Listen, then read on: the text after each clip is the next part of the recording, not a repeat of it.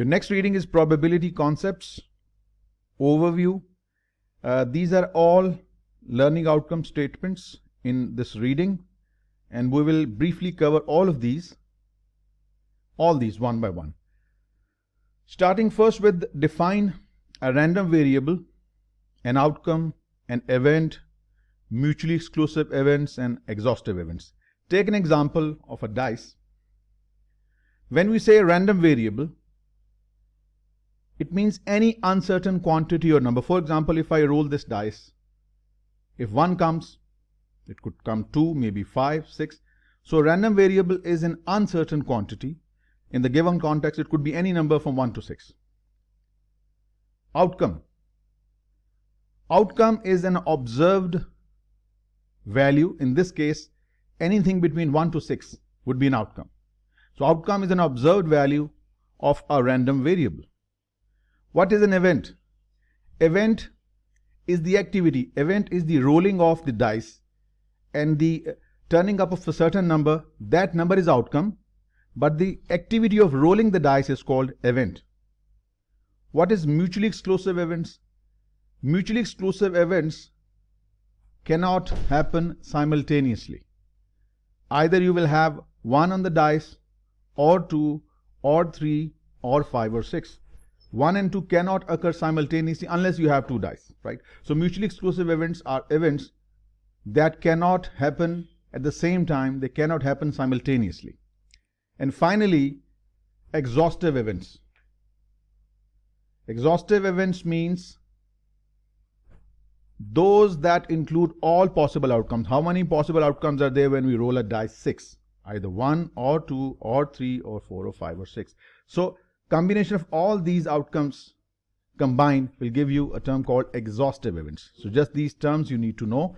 Then we have state the 2 defining properties of probability and distinguish among empirical, subjective, and priori probabilities. The 2 defining properties are the probability of occurrence of any event is between 0 and 1. Either the event will not happen, or if it does happen, it is certain to happen, it will be 1.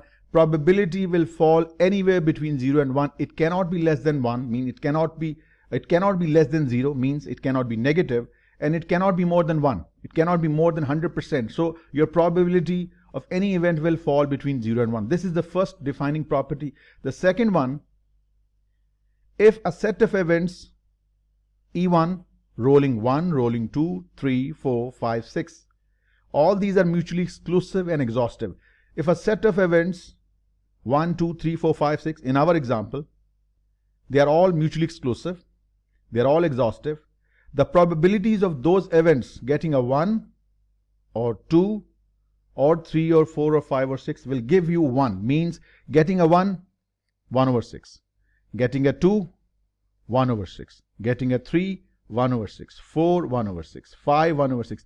Adding all these will give you 1. That's what it means with the second property, that events, if they are mutually exclusive and exhaustive, their sum would be equal to 1. Then these 3 terms, empirical probability, subjective, and priori. When we say empirical probability means the probability that is based by analysis of past data. It is based upon historical facts or historical data, and we draw conclusion based, or we draw probabilities from the past data. It requires no judgment. Of course, it is based upon numbers, past facts, past data. So we use historical non-random data in order to generate empirical probability. Opposite to this is priori probability. Priori probability based on logical analysis. It is determined using reasoning, formal reasoning, inspection process based upon logical analysis. And then we have subjective probability. It's an informal guess, a personal judgment. Maybe I say this student has 50% probability of getting through the CFA level 1 exam. I'm using my experience, his class attendances, his response rate. So I just give an idea that he'll 50% probability he will get through. So subjective probability is an informal guess where an analyst or an individual uses his experience, his expertise, about certain domain, and then he gives his judgment. So when we say objective probability, empirical and priori both are objective because they are based upon facts, data. This is the one that is based upon guess, pure guess. All right, next learning outcome statement. State the probability of an event in terms of odds, odds for and odds against the event. Probability in terms of odds. When we say odds, we can state probability in terms of odds. Stating the odds that an event will or will not occur, it is an alternative way of expressing a probability. For example, let's say I have a bag. It contains 4 red balls or 4 green balls, let's say, and it contains 6 red balls. There are 4 green balls and there are 6 red balls. If I draw a green ball at random, I win and I then replace it. So what is the probability of drawing a green ball? It is 4 out of 10. This is the normal way of writing probability. But writing or stating the probability in an odds way, or what you call the writing event, that whether a certain event will occur or not, this is a specific way, an alternative way of expressing probability. I can write it this way as well.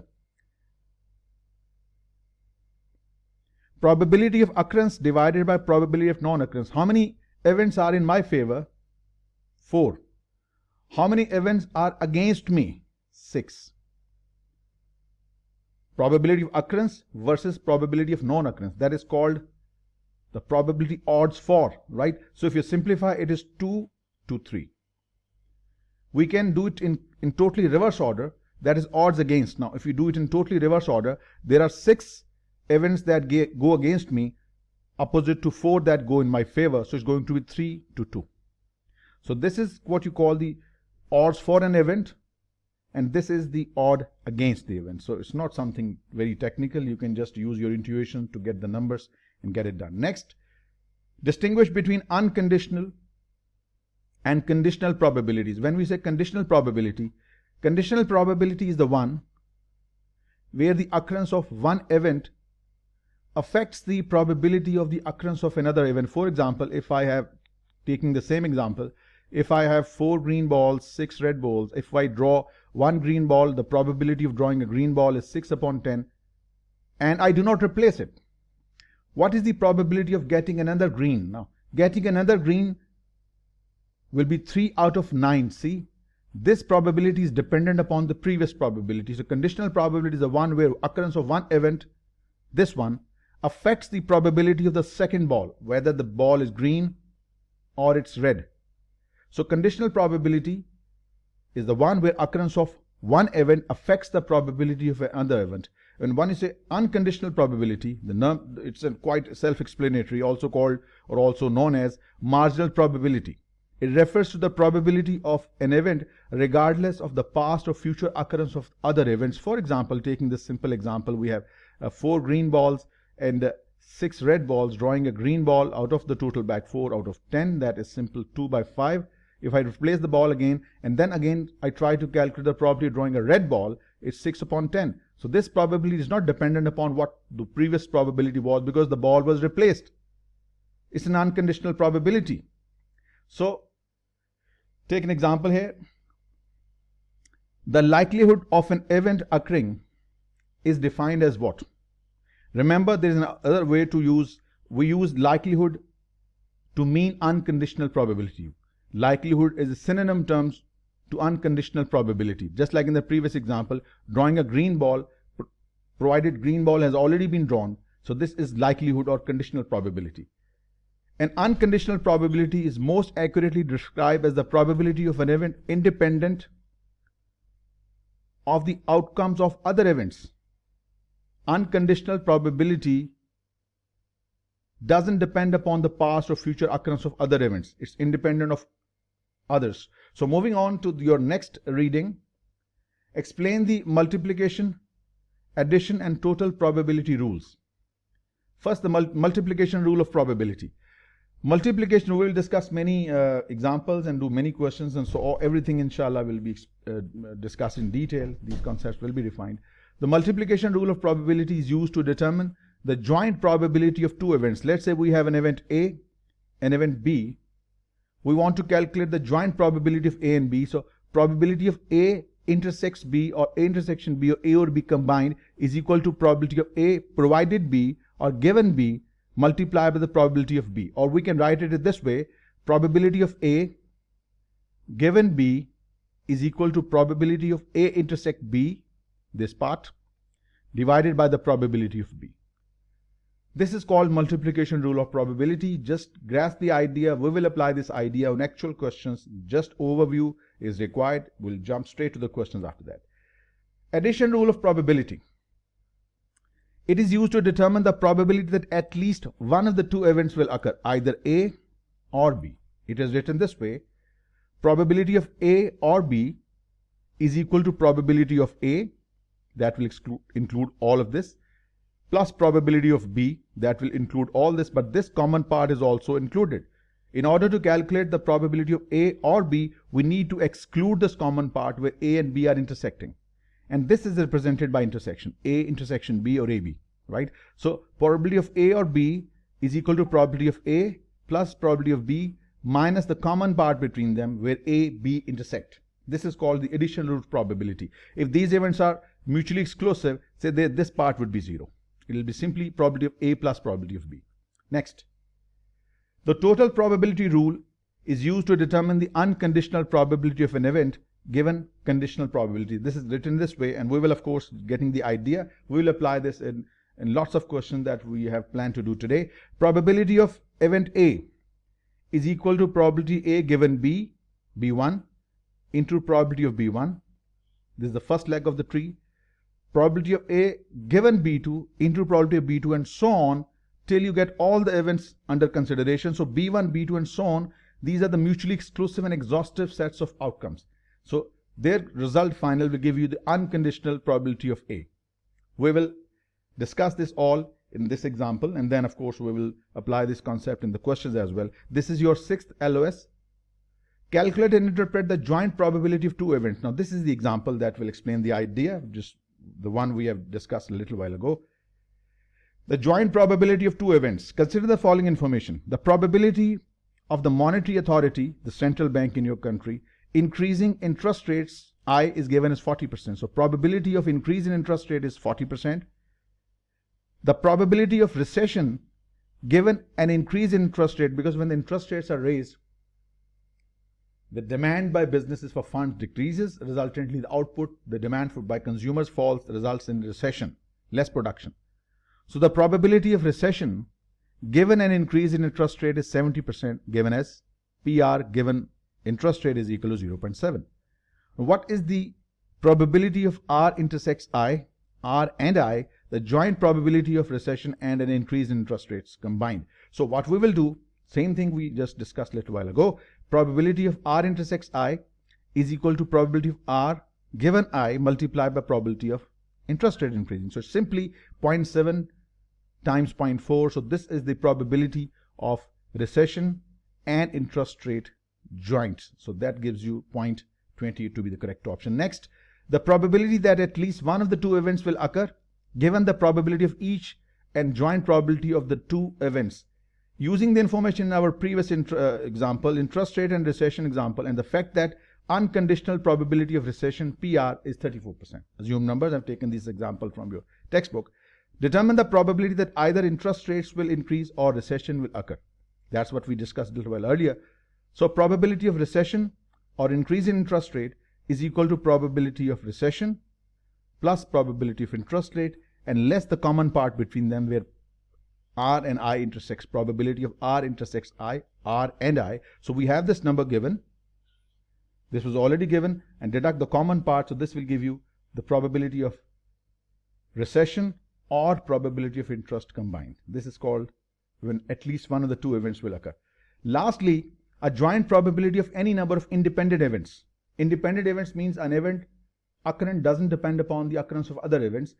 So what is the probability of rolling 3 4s in one simultaneous toss of 3 dice. When you toss dice first, getting a 4, the probability is 1 over 6. We roll it again, getting a 4, probability is 1 upon 6. Getting a 4 again, 1 upon 6. Since the probability rolling a 4 is 1 over 6, so it's just repeating 3 times, so you'll just multiply these 3 probabilities to get 1 upon 2, 1, 6, and it's simply 0.00463. We're just getting the ideas. We'll apply all these ideas in a question. We don't want to spend more time on this because lots and lots of questions are there waiting for us. Distinguish between dependent and independent events, just discussed. Independent events refer to events for which the occurrence of one has no influence on the occurrence of another, just like 1 by 6 and 1 by 6 and 1 by 6. They were all independent events. A bag of marbles contains 3 white and 4 black marbles. A marble will be drawn from the bag randomly 3 times and put back into the bag. It means it's the probability with replacement relative to the outcomes of the first 2 draws. Since they have been replaced, the probability that the third marble drawn is white, since we are replacing the marbles again and again, so these events are independent. Had it been without replacement, that would have been dependent. So that makes A to be the correct option. Next reading, next LOS is calculate and interpret the unconditional probability using the total probability rule. Here is an example to explain the idea, total probability rule. The event Y and Z are mutually exclusive and exhaustive. Probability of Y occurring is 0.4, 40%, and probability of Z occurring is 60%, 0.6. If the probability of X given Y is 0.9, probability of X given Y is 0.9, and at the same time probability of X given Z is equal to 0.1. What is the unconditional probability of X? Unconditional probability of X. We just discussed this a little while ago. Probability of X is equal to probability of X given Y multiplied by probability of Y plus probability of X given Z multiplied by probability of Z. Plug in the numbers and you should get your result. We have 0.4 times 0.9 plus 0.6 multiplied by 0.1. So their simplification will give you 0.42. This is the unconditional probability of event X occurring. Next, explain the use of conditional expectations in investment application. Conditional expectation. Expectation or expected value of a random variable basically is the weighted average of possible outcomes. These are the possible earnings. Probably weighted means this is the weights. Probabilities are being used as weights. 10% weight has been given to this earning, 40% weight to this. So if you just simply calculate their EV multiplying these probabilities with the individual earnings, it will give you the expected value of your earnings. It's a straightforward thing. We have done it many times in your elementary classes. Next, explain the use of tree diagram to represent an investment problem. Here we go, a good one. There is an 80% chance that the economy will be good next year. 80% chance that the economy would be good. And 20% chance that the economy will be bad. Just an overview, gentlemen. Do not expect more. Just an overview. We will rediscover these ideas through questions. That's my philosophy. 10% theory, 90% questions. And if you believe me, I would go straight 100% to questions. I believe in questions. Books bore me. Theory bore me. I love to do questions. It's all about questions. There is an 80% chance that economy will be good next year and 20% chance will be bad. If the economy is good, there is 60% chance that XY's incorporated EPS will be $3 and 40% probability that it will be 2.5. And if the economy is bad, which is 20% probable, in that case, there is 70% probability that XYZ incorporated EPS will be $1.5. And there is 30% probability that their EPS will be $1. What we are required to do, what is the firm's expected EPS? We have constructed the decision tree. We just have to roll it back. How do we roll it back? We will take 60% of 3 plus 40% of 2.5. This brings us $2.8 of EPS, expected EPS, in case if the economy is good. 1.5 times 70% and 30% of 1 gives you 1.35. Now, if the economy is good, the expected value of EPS is 2.8. If it's bad, which is 20% probable, it's going to be 1.35. If you bring it back again, 2.8 is called rolling back the decision tree. 2.8 multiple 0.8 plus 1.35 times 0.20. It gives you a total EPS, expected EPS of 2.51. So this is the way of doing tree diagram, solving trees. Just physically you lay down the working and then just simply roll it back and get what you need at the origin of the decision tree. So that gives you 2.51, that's B, and B is the correct option. Moving on, calculate and interpret covariance and correlation and interpret a scatter graph. What is covariance? Covariance is a measure how two assets move, whether they move in the same direction up or do they move in the opposite direction. It is used in constructing the portfolio to see how the assets move.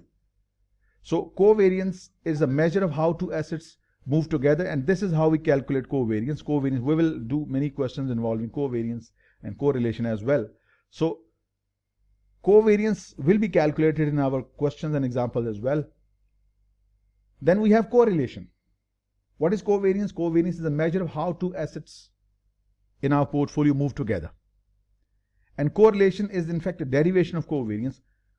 To make the covariance of two random variables easier to understand or interpret, we can divide the standard deviation of individual variables, which we are considering two assets, asset A and asset B. So this is the standard deviation of asset A, standard deviation of asset B. So if we divide the covariance with standard deviation of these two assets, we will get a measure called the correlation coefficients. So it's a measure similar to the covariance one. The difference is that covariance can have a result of negative infinity to plus infinity. Covariance is unbounded. It can have very high value, very low value, but correlation is bounded by these values. Your coefficient of correlation will be greater than equal to -1 and less than equal to +1. So what is correlation? It's a measure, the direction. It measures the direction as well as the magnitude between the two variables, how good fit they are. Like for example, this is your scatter graph. We have plotted the returns of x and y, and they are nicely moving upwards, showing a positive slope, indicating that as x increases, y increases. So if you calculate their coefficient of correlation, so it will be close to 1, indicating they are perfectly positively correlated. If the R is exact +1, it means they are perfectly positively correlated. If the R's result is +1, it means they are perfectly positive. They move proportionally in the same direction. If they fall together. If they increase together. To the contrary, we may have certain returns that might be linked this way. If this is x returns and y returns, and they are scattered this way. This is your scatter graph. Scatter graph or scatter plots are the method for displaying your various variables and how they are related along x and y axis. So it's indicating that they are negatively correlated. If x increases, y decreases, and when the x decreases, y increases. If they are perfectly negatively correlated, the coefficient of correlation will be -1. And if they are perfectly positively correlated, it will be +1. R can fall anywhere between -1 and +1. Let's say if it's 0.88, it means a very strongly positively correlated. If it's -95, strongly negatively correlated. But close to +1 and -1 means they are strong. But if it's closer to 0, if R is equal to 0, close to 0, it means the relationship is either there is no relationship or the relationship is very weak. Having R equal to 0 means the variables are unrelated, like this. In this case, R would be 0.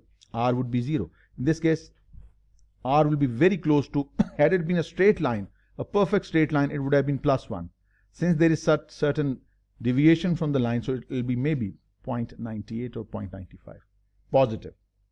So correlation, covariance, they help us measure the strength of two variables, how well they are connected, whether they are positively correlated or negatively correlated, and what is their extent of relationship, the strength of their relationship.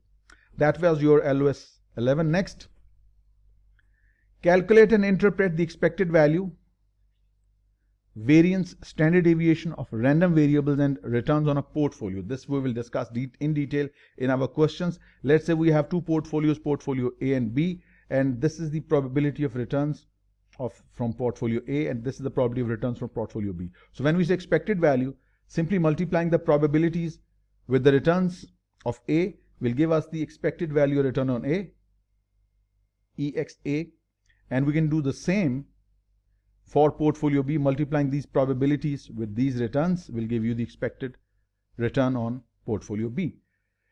Then if we have weighted portfolios, different assets, like for example, we have two assets in our portfolio, A and B, and let's say take the specific example. We have two investments, some in stock, some in bonds. 30% has been invested in stock with standard deviation of 20%, and we have invested 70% in bond with standard deviation of 12%, right? We are required to calculate the variance of the portfolio. Now, this WA represents the weight of stock, that is 30%. WB represents the weightage given to bonds, and these individual standard deviations will be replaced with the variance sign. Simply you'll write here 0.30 squared,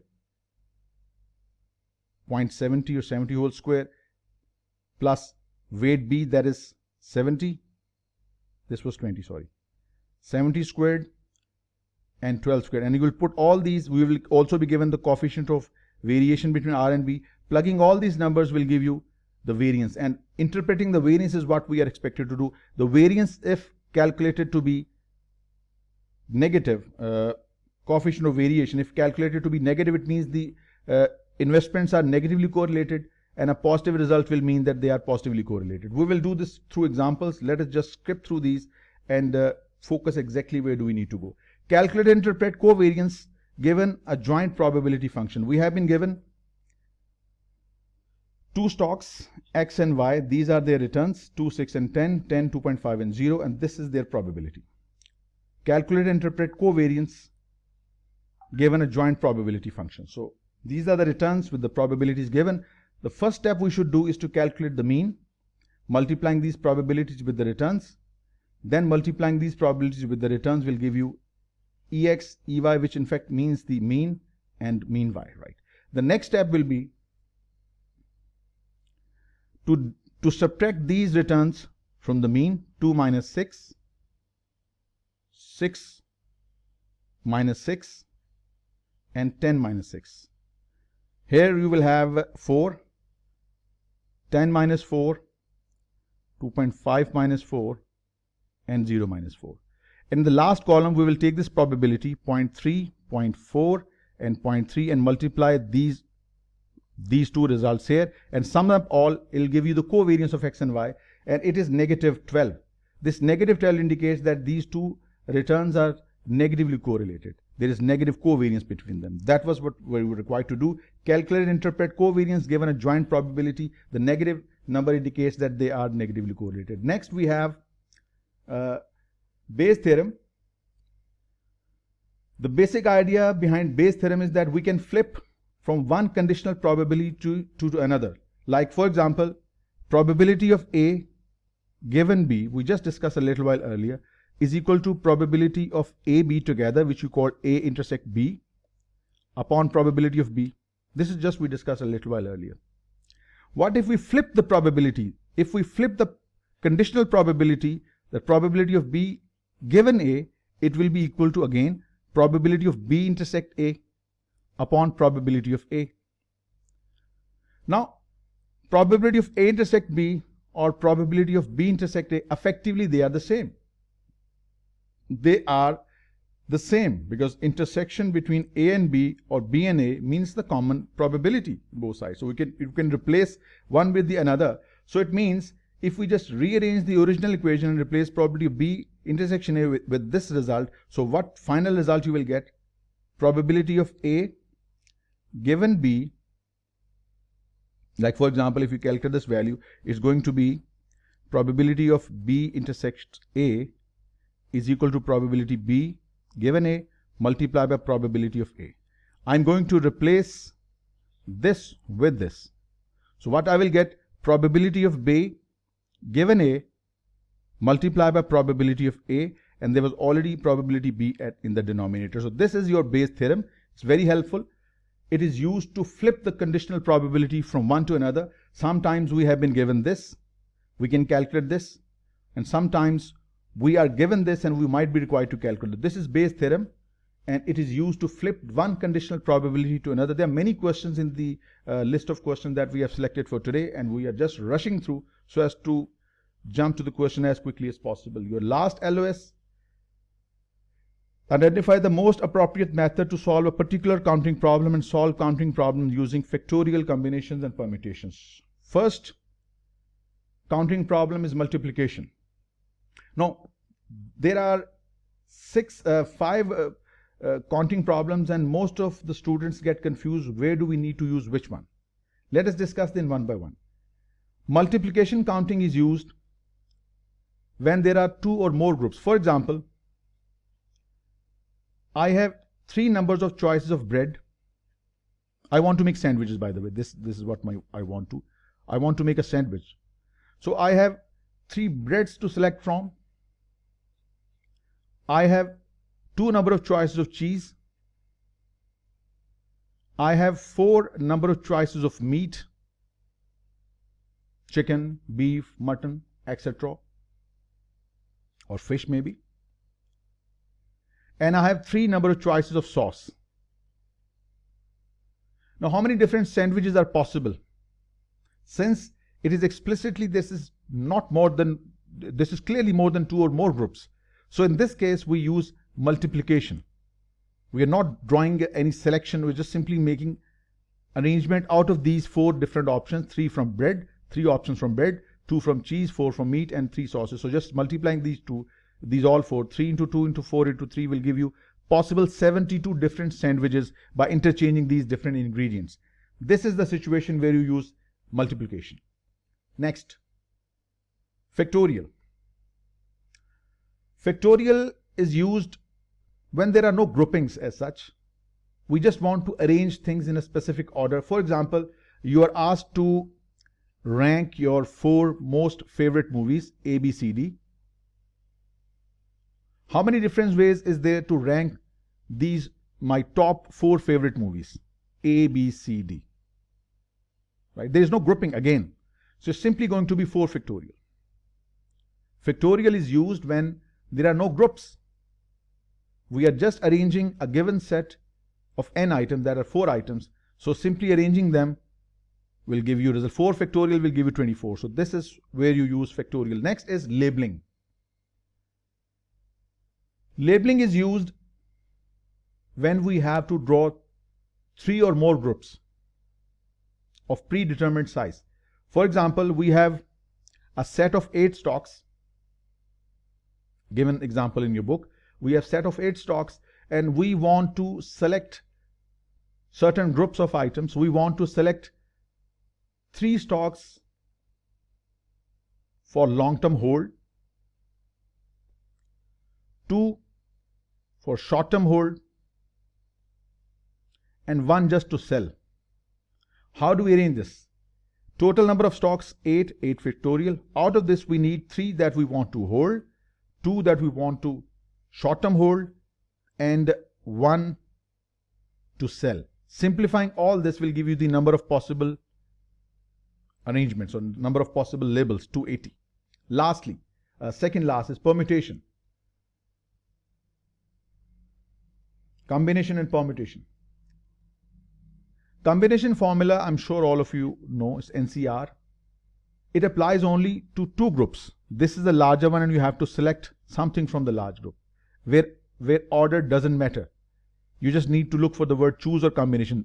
For combination, there is no requirement of order. Order doesn't matter. Whether it's ABC or CBA or BAC, order doesn't matter. So let's say if this is the population of which you have to select, how many different, let's say you have a group of 15 students and you want to make a committee of 4 students. Since the order doesn't matter whether A, B, C or C, B, A, so it is simply going to be 15C4. So combination formula is used when only 2 groups of predetermined size are made and where order doesn't matter. So solving 15C4 gives you 1365. There are 1365 ways of forming a committee of 4 students out of these 15. Last one is the permutation.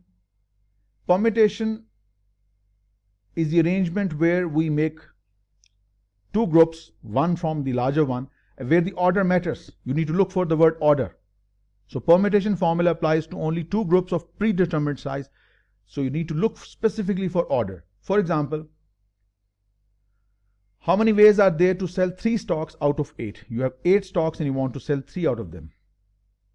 If the order of the sale is important, which one you will sell first, which one you will sell second, which one you will sell third. Since the order matters and there are 2 groups, so we'll use permutation. It's going to be 8P3 and solution of this will give you 330. There are 336 ways of selling 3 stocks out of these 8. So that ends your reading probability concepts completely.